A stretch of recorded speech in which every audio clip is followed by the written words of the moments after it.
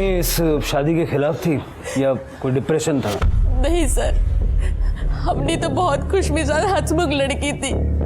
वो ये शादी से बहुत खुश थी। अवनी को रमेश पसंद था। लोखंडे परिवार को हाँ बोलने से पहले हमने अवनी से पूछा था। लोखंडे परिवार बहुत ही अच्छा था। इस जमाने में भी उन्होंने दहेज की मांग नहीं की, बल्कि शादी का आधा खर्चा भी उठाने के लिए तैयार थे वो लोग। रमेश की माँ ने यहाँ तक कहा कि हमें सिर्फ अवनी चाहिए। तो कहीं रमेश और अवनी के बीच किसी बात पे? नहीं सर, ऐसा कुछ भी नहीं हुआ था। रमेश का ऐसा स्वभाव ही नहीं है। हमारी अवनी कितनी खुश थी। ये देखिए सर, रमेश की फोटो, वो दोनों कितने खुश थे।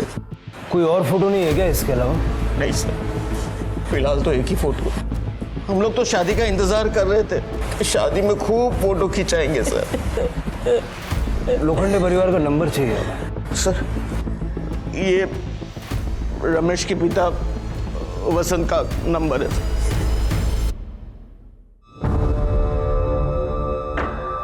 कोई भी माँ बाप अपने बच्चों के लिए कभी बुरा नहीं बोलते, लेकिन कभी कभी माँ बाप को ही नहीं पता होता कि उनके बच्चों की जिंदगी में चल क्या रहा है। अवनी का सीडीआर निकालो और उसका पूरा बैकग्राउंड चेक करो।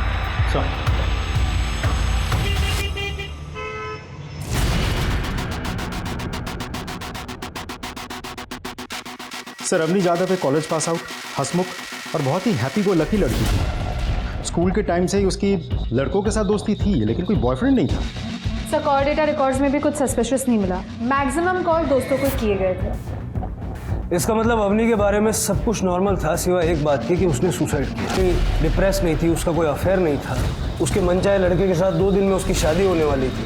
तो उसने सुसाइड क्यों किया? लोखंडे परिवार को जानकारी है अवनी की मौत के बारे में? नहीं सर, उनका फ़ोन तो अवनी के मौत के बाद से ही बंद आ रहा है। तो उनके घर चले जाओ। सर, जादव परिवार को पता ही नहीं वो लोग कहाँ रहते थे। उन लोगों का कहना है कि सब कुछ इतना जल्दी जल्दी हुआ, पूछने का मौका ही नहीं मिला। सर, ये अवनी की पीएम रिपोर्ट। अस्फिक्सिया, श्वासावरोध, अवनी के गले पे दुपट्टे के फाइबर्स भी मिले। ये सारी बातें इस ओर इशारा करती है कि अवनी ने सुसाइड किया या फिर किसी ने उसे सुसाइड करने के लिए प्रेरित किया। सर, गरिमा नगर में बंद घर से बदबू आने की शिकायत लोगों ने की है।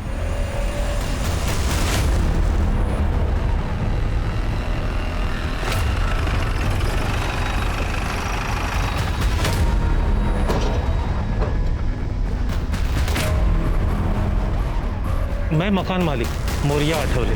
कुछ दिन पहले मैंने ही ये घर बेचारे फैमिली के 4 सदस्यों को भाड़े पे दिया था।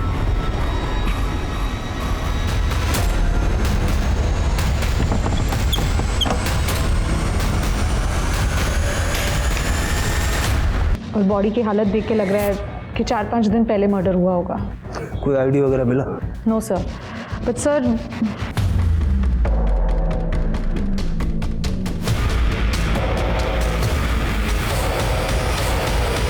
सर, पूरा घर अच्छे से छानना है, लेकिन कपड़े का ऐसा टुकड़ा तो कहीं नहीं मिला। और घर की हालत देख के लगता नहीं घर में मार।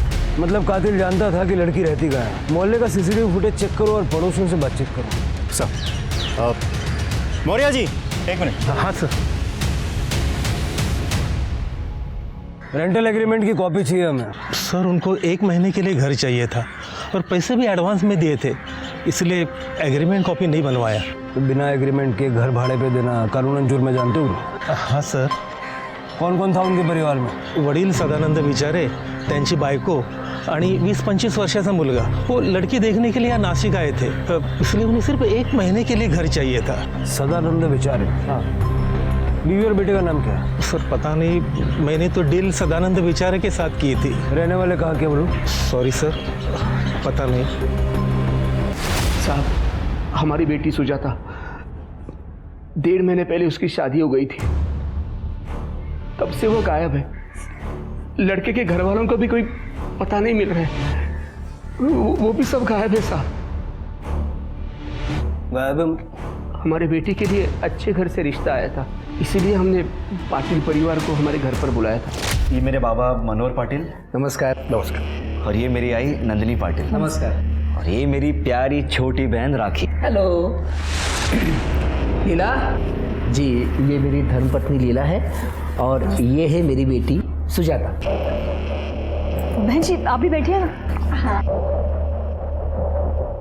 हाय भाभी, कितनी प्रिटी है ना।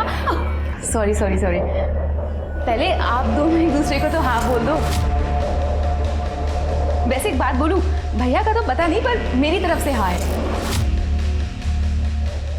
जी मैं दुबई में जॉब करता हूँ और हम सब वहीं सेटल्ड हैं। लेकिन मुझे शादी इंडियन लड़की से ही करनी है, इसलिए हम सब इंडिया आए हैं। अरे बेटी आओ ना यहाँ, आ जाओ।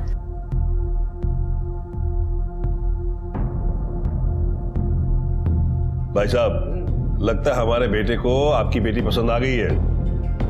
और भी तो क्या, इतनी प्यारी जो है। क्यों राजेश? हाँ शर्मा रहा है। मैं ये सोच रहा था कि अगर आप लोगों को इतराज ना हो और सुजाता बेटी की अगर हाँ हो तो आगे क्या करना है, कैसे करना है, उसको डिस्कस कर लेते हैं। हाँ बिल्कुल। बल्कि मैं तो ये कहता हूँ कि अगले 3-4 दिनों के अंदर इनकी शादी करा ही देते हैं।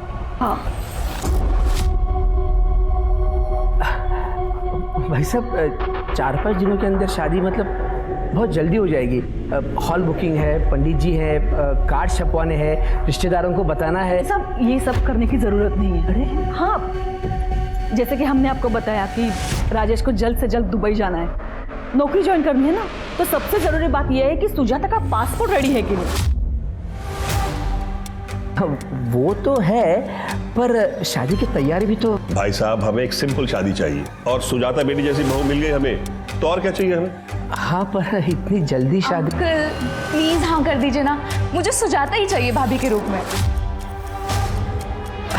अच्छा ठीक है, अगर आप कह रहे हो तो हमारी हाँ है। लगता है भगवान की यही इच्छा है। ये बिल्कुल सही कहा आपने भाई साहब। लीजिए, आज ही सुबह मैंने इस रिश्ते के लिए प्रार्थना की थी और देखिए रिश्ता पक्का हो गया। क्या बात है। पहला मुंह मीठा किया। धन्यवाद धन्यवाद। अच्छा बेटी, कल हम तुमको शॉपिंग पे ले चलेंगे। अरे बाप रे, क्यों? इतना सारा सामान, बहुत शॉपिंग की तुम लोगों ने। बहुत पैसा खर्चा हुआ होगा ना? नहीं आई, राजेश ने मुझे पैसे देने ही नहीं दिए। इन्होंने कहा कि मैं इनकी होने वाली बीवी हूँ तो मुझसे पैसे नहीं ले सकते हैं। अरे तुम लोग खड़े क्यों हो? हाँ या बस चला। नहीं अरे शादी की काफी तैयारी है, बाकी बहुत काम है। भैया आज मैं भाभी के साथ रुक जाऊँ क्या? क्या रुक जाऊँ, तुझे पता है ना घर पर तेरा कितना काम बाकी है। अच्छा ठीक है भाभी, शादी करके जल्दी से घर पे आ जाओ, फिर हम बैठ के खूब सारी बात करेंगे। हाँ? चलो ठीक है। अच्छा संभल के जाना। कितनी नसीब वाली है तू। देख कितना अच्छा रिश्ता आया है तेरे लिए। भगवान ने तेरा भविष्य बहुत अच्छा लिखा है। सब कुछ एक सपने की तरह था। 3 दिन के बाद सुजाता की शादी राजेश के साथ हो गई। छोटा फंक्शन रखा था क्योंकि उन्होंने कहा उनके सब रिश्तेदार अलग अलग शहरों में रहते हैं और इतने कम वक्त में वो नहीं आ पाएंगे। और उसी रात सुजाता दुबई चली गई। बाबा ठीक है, और दुबई पहुंचने के बाद फोन करना, हाँ? भूलना मत। हाँ बाबा, आप अपना ख्याल रखना है, ध्यान रखना।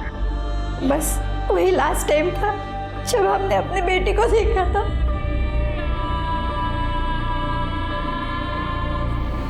उसके बाद से उसका फोन स्विच ऑफ आ रहा है। हमने राजेश के परिवार को भी ट्राई किया लेकिन सबके फोन बंद है। ये पाटिल परिवार रहता कहाँ है? हमें नहीं पता, हमारे पास उनका एड्रेस नहीं है साहब। आपने बच्ची की शादी तय करने से पहले उनका घर नहीं देखा? साहब ये सब कुछ इतना जल्दबाजी में हो गया कि, और वैसे भी शादी के बाद तो सुजाता दुबई में रहने वाली थी, तो शादी के फंक्शन की फोटोग्राफ्स तो होंगी। हाँ साहब, ये देखिए साहब, ये लड़के के पिताजी हैं, ये लड़के की माँ है, ये हमारी बेटी है साहब, और ये है वो लड़का था, देखिए।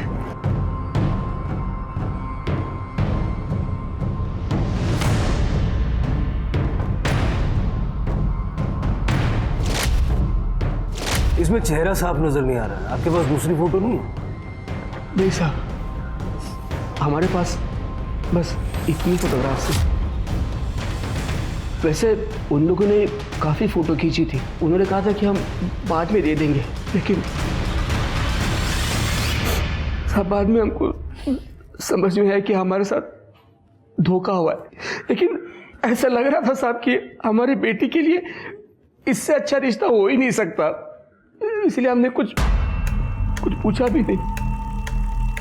पूजा, इनसे पाटिल परिवार की सारी डिटेल्स ले लो। यस सर, चलिए।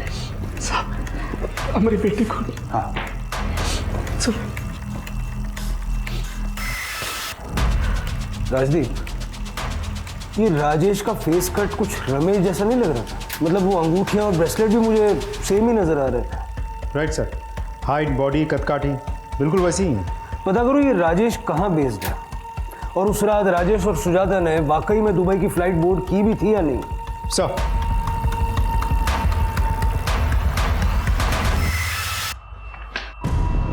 सविचारे परिवार की बेटी की पोस्टमार्टम रिपोर्ट के मुताबिक गला दबा के उसकी हत्या की गई थी। 3 जून की दोपहर 2 से 4 के बीच का है। एक और बात सर, उसकी बॉडी और कपड़ों में ड्राइड सीमेंट मिले हैं। 19-20 साल की किसी लड़की की मिसिंग कंप्लेंट से डिस्क्रिप्शन मैच हुआ? नहीं सर, अभी तक तो नहीं। हमने आसपास के सभी डिस्ट्रिक्ट के थानों में पूछताछ कर लिया। लगता है परिवार ही उसे मार के भाग गया है, लेकिन फिर सवाल यह है कि रेप किसने किया? हमने पाटिल फैमिली के सिम कार्ड चेक किए। मनोहर और नंदिनी दोनों शिरीष कुलकर्णी के नाम का नंबर यूज कर रहे थे। जांच में हमें पता चला ये आइडेंटिटी थेफ्ट का केस है। और सर, जो नंबर राजेश पाटिल यूज कर रहा था वो सुभाष यादव के नाम पे लिया गया था, जिसमें नकली आधार कार्ड और एड्रेस सबमिट किया था। मतलब सुभाष यादव है ही नहीं? Right sir. Sir, Avni Yadav के केस में उसके घर वालों ने बताया था कि रमेश दुबई में सेटल था, और सुजाता के केस में राजेश पाटिल दुबई में सेटल था। चक्कर क्या है? ये दोनों एक ही आदमी है या पूरा परिवार मिलकर कोई गेम खेल रहा है? सर, मुंबई पुलिस ने ये फैक्स भेजा। मुंबई पुलिस के अनुसार उस रात सिर्फ सुजाता ने दुबई की फ्लाइट बोर्ड की थी, और राजेश पाटिल की सीट बाद में किसी सलमान शरीफ को असाइन कर दी गई। मतलब राजेश ने किसी और नाम से ट्रैवल किया था, लेकिन क्यों?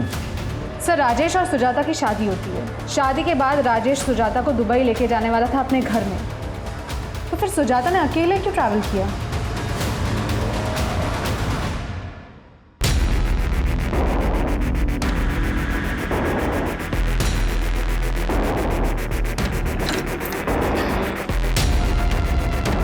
क्या कर रहे हो विकी? कुछ नहीं, मैं वो काम कर रहा था। कुछ नहीं।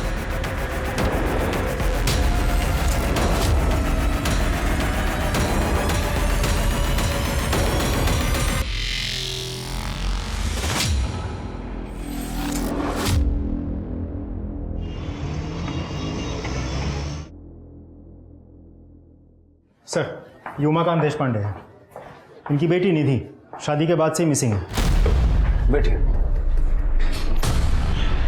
सर, कुछ साल पहले बीमारी के चलते मेरी बीवी का देहांत हो गया। उसके बाद से आज तक मैंने मेरी बेटी निधि को अकेले पाला।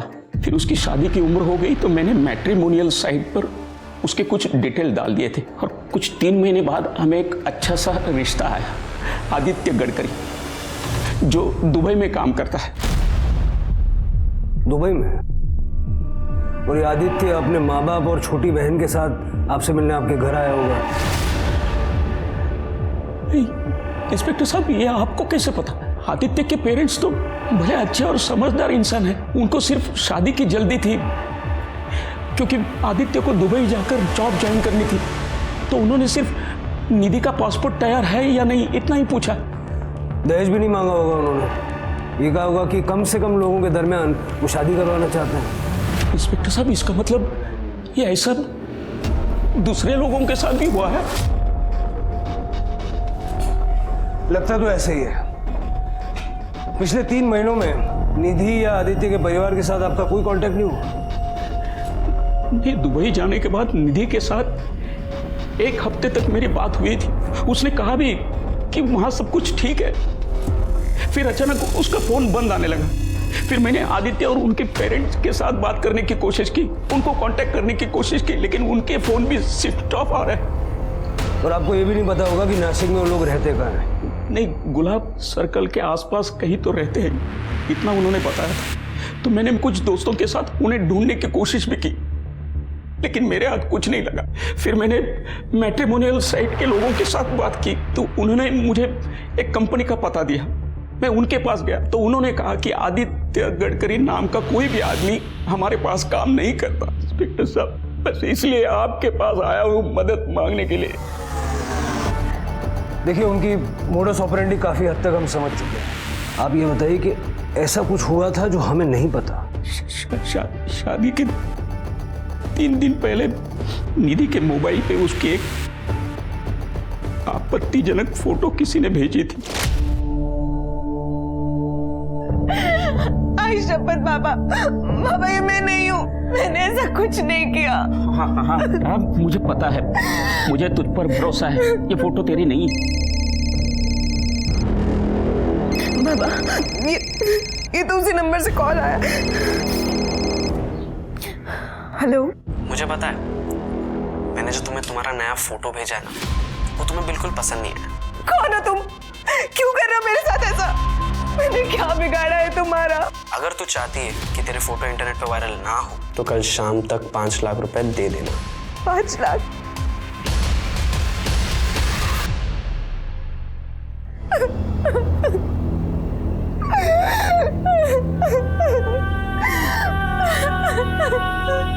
इंस्पेक्टर साहब, मैंने अपनी सारी सेविंग्स इकट्ठा करके पैसे जमा किए, लेकिन दूसरे दिन अचानक आदित्य और उसके पिताजी घर आ गए। ये क्या है? ये फोटो मुझे आज सुबह को मिला है। देखो, मैं ऐसी लड़की से शादी नहीं कर सकता जिसका कैरेक्टर ऐसा हो। नहीं, ये फोटो इसकी नहीं है, इसे कोई फंसा रहा है। हम ध्यान से देखिए, ये फोटो इसकी नहीं है। आए तो बेटा, मुझे भी लगता है कि फोटो नकली है। निधि की इसमें कोई गलती नहीं है, बाकी उसे कोई फंसा रहा है। चलो बाबा, मान लिया आपकी बात, लेकिन अगर ये फोटो किसी ने वायरल कर दिया तो सोचो कि हमारी रेपुटेशन का क्या होगा। उन्होंने 5 लाख रुपए मांगे, मैंने सब पैसे इकट्ठा कर लिए। अब शाम को निधि जाके उनको पैसा दे देगी, उसके बाद वो फोटो वायरल नहीं करेंगे, ऐसा कहा है उन्होंने। इस बात की कोई गारंटी है? अरे तो बेटा, ये ब्लैकमेलर्स अपनी बात के बहुत पक्के होते हैं। एक बार पैसा पहुंचा दिया ना, उसके बाद कुछ नहीं करते। भरोसा है ना मुझ पर? मैं करता हूं ना। रुको भाऊ, आप नहीं 5 लाख रुपए दे दीजिए। मैं आपको वचन दे रहा हूं, आदित्य निधि से ही शादी करेगा, आप फिक्र मत कीजिए। ठीक है बाबा, जैसा बाबा चाहते हैं वैसा ही होगा। मैं निधि से शादी करूंगा। मैं जिंदगी भर आपका एहसान। अरे बाबा, अरे उठिए बाबा। अरे ये आप क्या कर रहे हैं? आप भी तो मेरे बाबा जैसे ही है ना। और क्या मैं अपने परिवार के लिए इतना नहीं कर सकता? लेकिन बाबा, ब्लैकमेलर को पैसे देने मैं जाऊंगा। मैं वहां निधि को अकेले भेजने का रिस्क नहीं ले सकता। आदित्य ने ब्लैकमेलर को पैसे दे दी और उसके बाद उनका कोई भी फोन नहीं आया। और फिर आदित्य और निधि की शादी हो गई और वो दुबई चले गए। आपके पास शादी के फोटोग्राफ्स हैं? हाँ, एक आध फोटो है। ज़्यादा फोटो गडकरी फैमिली ने खींची होगी। आपसे कहा होगा कि बाद में भिजवा देंगे, लेकिन भिजवा ही नहीं। हाँ, ऐसा ही कहा उन्होंने। मैं बताता हूँ।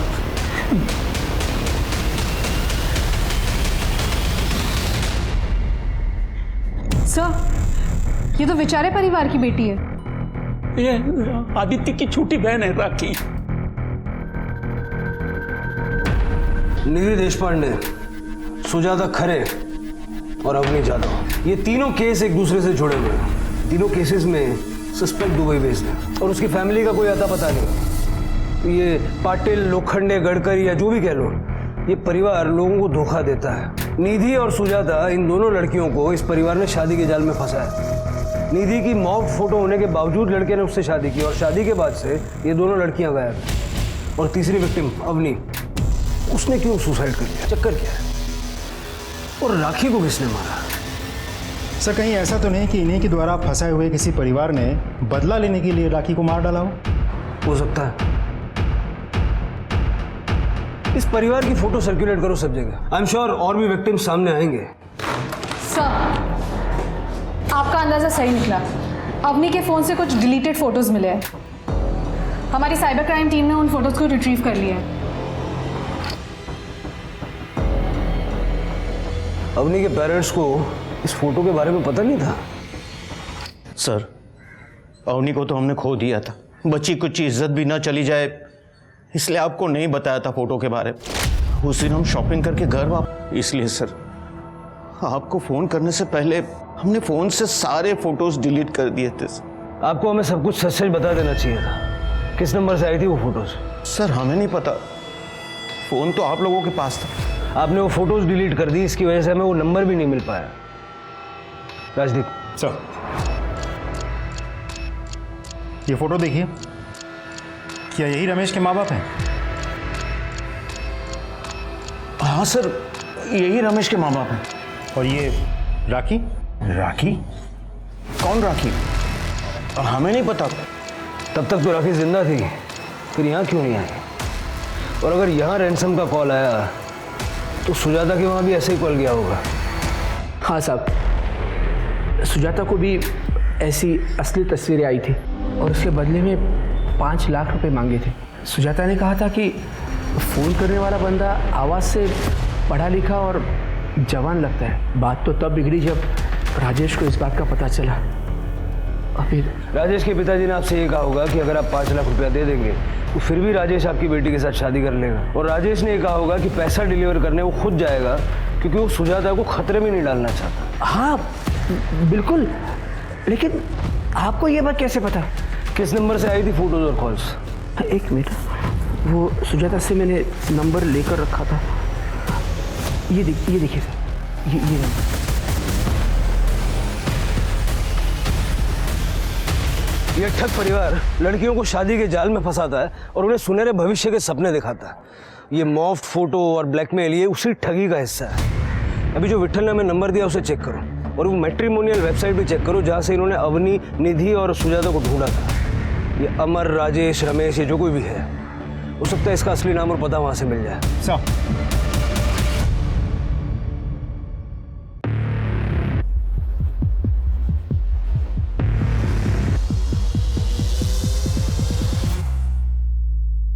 लेकिन गणेश रुकना क्यों है? बाबा, अवनी ने सुसाइड किया है और अब पुलिस हमारे पीछे पड़ी है। पता है ना आप लोगों को कि हमारी फोटोज न्यूज़पेपर में छपी है। उन्हें पता है कि हम सब साथ हैं और हम क्या काम करते हैं। कुछ करना होगा वरना हमारी गर्दन पुलिस के हाथों में होगी। बात तो तुम सही कह रहे हो, खतरा तो है, पर सवाल यह है कि और क्या काम कर सकते हैं हम सबको अपने लिए कुछ सोचना पड़ेगा। चलो ठीक है, एक आखिरी काम और उसके बाद सब बंद कर देंगे। वैसे भी रश्मि मेरे लिए काफ़ी समय से रुकी है। बस ये आखिरी काम करने के बाद मैं अपना 50% शेयर लेके रश्मि के साथ हमेशा के लिए दुबई शिफ्ट हो जाऊंगा। आप और बाबा अपना 50-50 देख लेना, फिर चाहे जो भी हो कर लेना। ओए बाबा वाले, मेरा नाम इनके साथ मत जोड़ना। ना मैं इनकी बीवी हूँ ना तुम्हारी माँ, समझे? अरे मेरे कहने का मतलब वो नहीं था। तो क्या मतलब था? मैं आखिरी बार कहती हूँ, ये आखिरी काम का भी 50-50 होना चाहिए। एक हिस्सा तेरा और तेरे बाप का और दूसरा हिस्सा मेरा और मेरी बेटी का। क्या हुआ अगर वो इस दुनिया में नहीं है, लेकिन उसे उसका हिस्सा मिलना ही चाहिए। बेचारी मेरी बेटी, मैं तो उसका अंतिम संस्कार भी नहीं कर पाई थी और तुम उसे भूल गए। वो तो तुम्हें सगा भाई मानती थी ना। तो ठीक है, एक आखिरी काम और हमेशा की तरह 50-50 होगा। एक हिस्सा मनोहर काले और गणेश काले का और एक हिस्सा नंदिनी सोहाने और आपकी बेटी राखी का।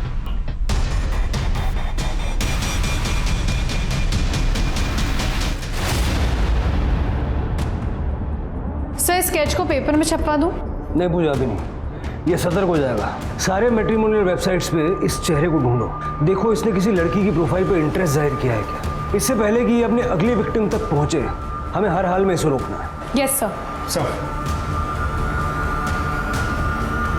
हाँ, आप चिंता मत कीजिए, इसी हफ्ते काम हो जाएगा। Okay, thank you. दुबई के खरीदारों ने लड़की फाइनल कर ली है। ये है सोनल पेंट से, इगतपुरी के नारायण नगर में रहती है और ये है हमारा आखिरी काम।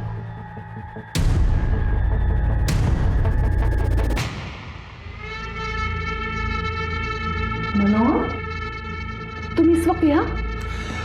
वो एक्चुअली मैंने सोचा कि हमारी नकली शादीशुदा जिंदगी के लिए एक आखिरी बार चीयर्स कर लें। आओ। पता है नंदिनी,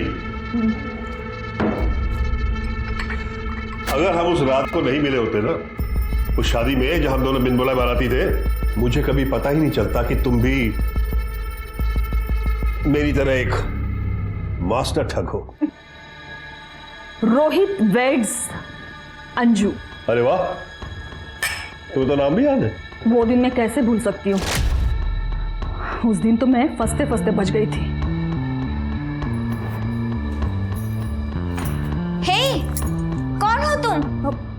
मैं वो ये तुम यहीं पे रुको, मैं अब भी अपने भाई को बुला के लाती हूँ। नहीं, मैं वो। अरे डार्लिंग, कमाल हो, मैं तुम्हें वहां ढूंढ रहा हूं, तुम यहाँ। अच्छा बताओ, घड़ियां मिली क्या?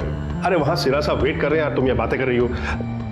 दरअसल लड़की के पिता अपने सिरा साहब मेहमानों को घड़ियां दिखाना चाहते थे, तो मैंने अपनी वाइफ इनसे कहा जाके घड़ियां लेके आओ।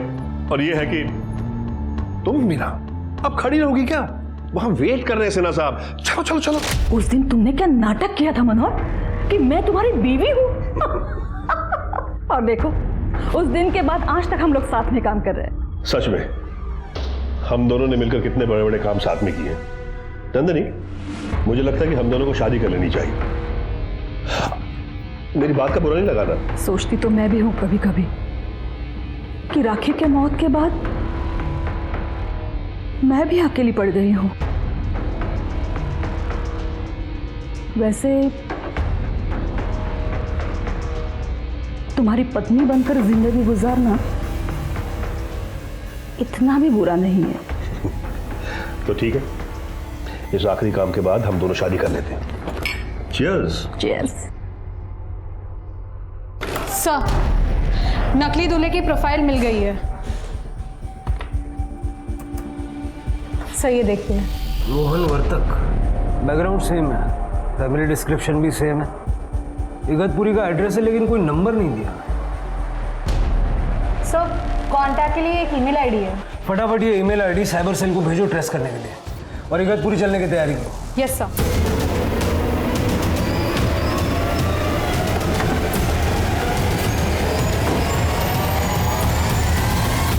भाग गए यहां से भी। मकान मालिक को बुलाओ, ताला खुलो। सर।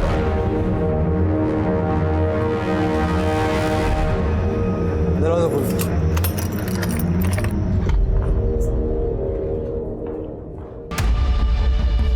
पूरा घर अच्छे से चेक करो। सब।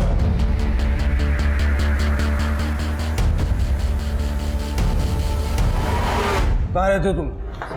यही पास में रहता हूँ। ये लोग रहते थे यहाँ? यही किराएदार थे। इन्हें सिर्फ 1 महीने के लिए किराए पर मकान चाहिए था और उन्होंने किराया भी एडवांस में दिया था। अभी तो सिर्फ 10 दिन ही हुए हैं और आज सवेरे अचानक उनका फोन आया और कहा कि हम मकान खाली कर रहे हैं और चाबी पड़ोसियों के पास दे देंगे।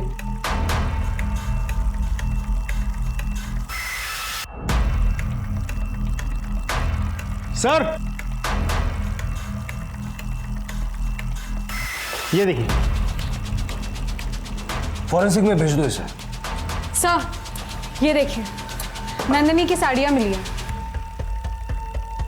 जब ये लोग सारी चीजें अपने साथ ले गए तो नंदिनी के कपड़े क्यों पीछे छोड़ गए? जल्दबाजी में छूट गए होंगे या कोई और रीजन होगा।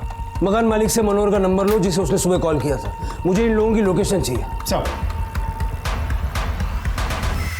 सर, मनोहर ने जिस नंबर से फोन किया था वो स्विच ऑफ आ रहा है। उसकी लास्ट लोकेशन उसकी इगतपुरी घर की थी। सर, जो सिम कार्ड सुभाष यादव के नाम पे खरीदा गया था वो अचानक से ऑन हुआ है। इस समय हम उसे ट्रैक कर रहे हैं। गुड। राजदीप, उसका लोकेशन ट्रैक करके उसका पीछा करो, यही मौका है उसको पकड़ने का। Right sir. दीपाली जी, मैंने आपको पहले भी कहा है कि हम दहेज में विश्वास नहीं रखते हैं। भगवान का दिया हुआ सब कुछ है हमारे पास। वो एक्चुअली क्या है कि रोहन को दुबई में जल्दी ही जॉब ज्वाइन करनी है, इसलिए हम चाहते हैं कि इनकी शादी जल्द से जल्द हो जाए। हाँ, तो अच्छे काम में देरी कैसी?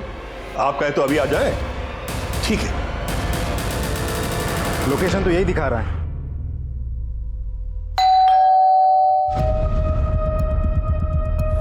जी नमस्ते, मैं मनोहर वर्तक। फोन पर आपसे मेरी बात हुई थी। जी। अरे बारिश में भीग क्यों रही? आइए अंदर आइए।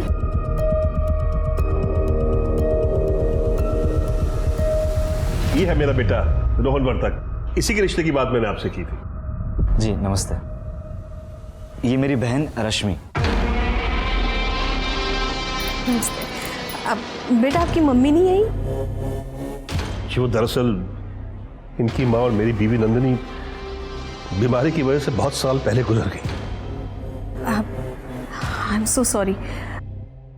मैं अभी आपके लिए चाय नाश्ते का बंदोबस्त करती हूँ। चाय नाश्ता रहने दीजिए, फिर कभी कर लेंगे। आप अपनी बेटी को बुला दीजिए। जी ठीक है। सोनल आओ बेटा। ये मेरी बेटी सोनल, ये है रोहन और ये उनकी बहन रश्मि। बेटा जाओ तुम रोहन को अपना कमरा दिखाओ और दोनों बातें भी कर लो। बेटा शर्माओ नहीं, जाओ जाओ बेटा। चलिए। आज अगर नंदिनी जिंदा होती ये देखकर कितना खुश होती। मैंने सारी डिटेल्स ली है। ओके। बड़े साहब, मुझे बड़े साहब से मिलना। नंदिनी, मुझे बड़े साहब से मिलना है, मुझे बात करनी है उनसे।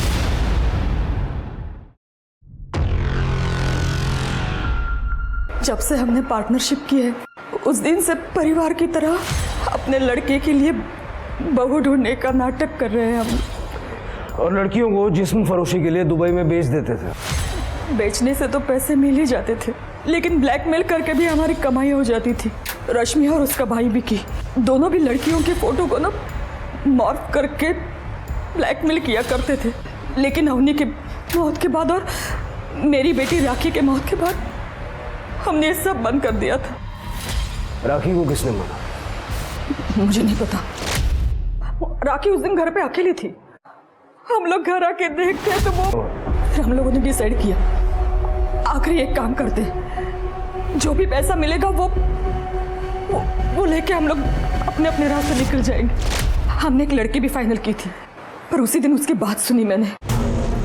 विकी का धंधा चौपट हो चुके, हमें उसे पैसे देने ही पड़ेंगे। हम तो दुबई चले जाएंगे, लेकिन वो अपना गुजारा कैसे करेगा? तो हम कर क्या सकते हैं? तो नंदिनी को 50% देने की क्या जरूरत है? 50% तुम अपना रखो और 50% बाबा को दो। विकी को पैसे दे देंगे तो वो अपना गुजारा करता रहेगा ना। नंदिनी बिना पैसों के काम करेगी नहीं, और पेंशन से मिलने के समय हमें उसकी जरूरत पड़ेगी। उसकी क्या जरूरत है? मैं आपकी बेटी बनकर वहां आपके साथ चल सकती हूँ। इससे भी तो हमारा परिवार कंप्लीट होता है ना। रश्मि ठीक कह रही है बाबा, और वैसे भी फालतू में पैसों का बंटवारा करना ही क्यों है? लेकिन इस हिसाब से तो आपको काफी अच्छा हिस्सा मिलेगा, और वैसे भी ये हमारा आखिरी काम है। ठीक है, ये तो मेरे पे छोड़ दो। मुझे लगता है कि हम दोनों को शादी कर लेनी चाहिए। मुझे तो पहले से पता था कि वो मुझे अपने रास्ते से हटाना चाहता है, और जैसा कि मुझे शक था, उसने मेरी ड्रिंक में नशे की दवाई मिलाई थी। मैंने वो पी नहीं, और उसे ऐसा दिखा है कि उस दवाई का असर मुझ पर हो रहा है। और फिर नंदिनी, नंदिनी,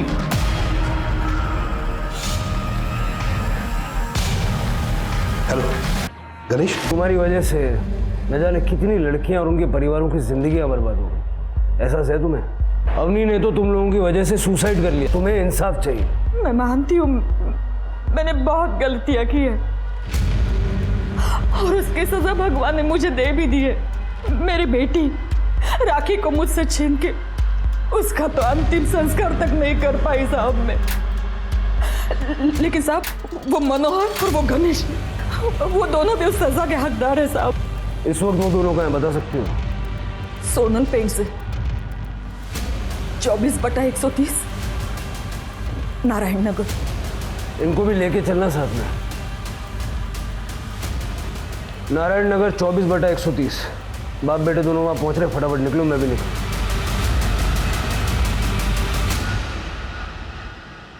मुझे ये रिश्ता पसंद है। और मुझे भी।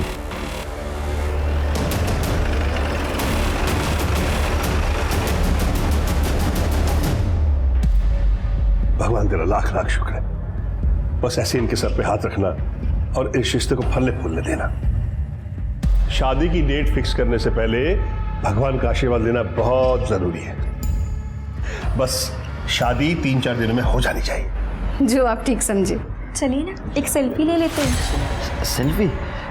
वो सेल्फी का तामझाम मुझे नहीं समझता। अभी तो हमारी शादी फिक्स हुई है, एक सेल्फी तो बनती है ना। हाँ मतलब मेरा मतलब कि वो रोहन बाबू, भाभी इतना एक्साइटेड है तो ले लीजिए ना एक सेल्फी, क्या फर्क पड़ता है। ठीक है। देखिए, मुझे भी दिखाओ।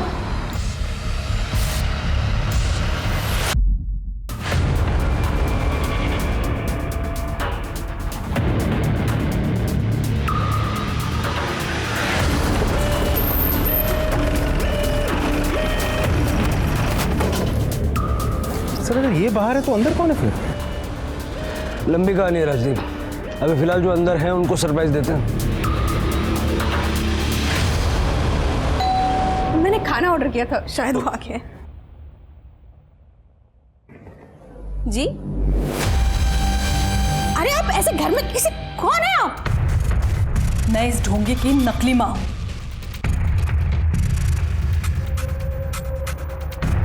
जो आपकी बेटी की जिंदगी बर्बाद करने आया है यहाँ पे। और ये लड़की रश्मि इसकी बहन नहीं, गर्लफ्रेंड है, जिसे लेके ये भाग जाना चाहता है। नाटक मंडली, तुम्हारा नाटक खत्म हुआ, चलो अरेस्ट करो सबको। सर कसम से ये हमारा आखिरी काम था। राखी को क्यों मारा तुम लोगों ने? सर राखी को हमने नहीं मारा। सर मुझे लगने से कोई फर्क नहीं पड़ता, मगर राखी को मैं अपनी छोटी बहन जैसा मानता था। सपने में भी उसके बारे में बुरा नहीं सोच सकता था। राखी की कॉल डिटेल्स आते ही सच क्या है ये तो जल्दी सामने आ जाएगा। राखी को हमारे काम के बारे में कुछ नहीं पता था। वो बेचारी तो दिल से चाहती थी कि उसकी भाभी आ जाए। आप लोगों की नाटक मंडली में विक्की का क्या रोल था? वो फोटो मूव करता था और ब्लैकमेल करने के लिए कॉल करता था। मुझे पता है, मैंने जो तुम्हें तुम्हारा नया फोटो भेजा है ना, वो तुम्हें बिल्कुल पसंद नहीं है। अगर तू चाहती है कि तेरे फोटो इंटरनेट पे वायरल ना हो तो कल शाम तक 5 लाख रुपए दे देना। 5 लाख? लेकिन हमें पैसे मिलने में कभी कोई प्रॉब्लम नहीं आई, क्योंकि पैसे हमेशा गणेश लेकर आता था। राजदीप सर, विकी को ले आओ, उसके सारे दोस्त यहाँ हैं, अकेला बोर हो रहा होगा। Right sir.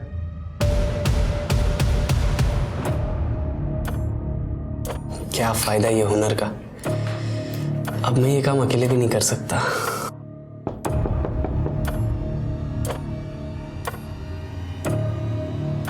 क्या अंकल कितना टाइम लगाते हो? लाओ दो, आधे घंटे से ऊपर हो गया। चल पिज्जा खिलाता हूं, अंदर चेक करो।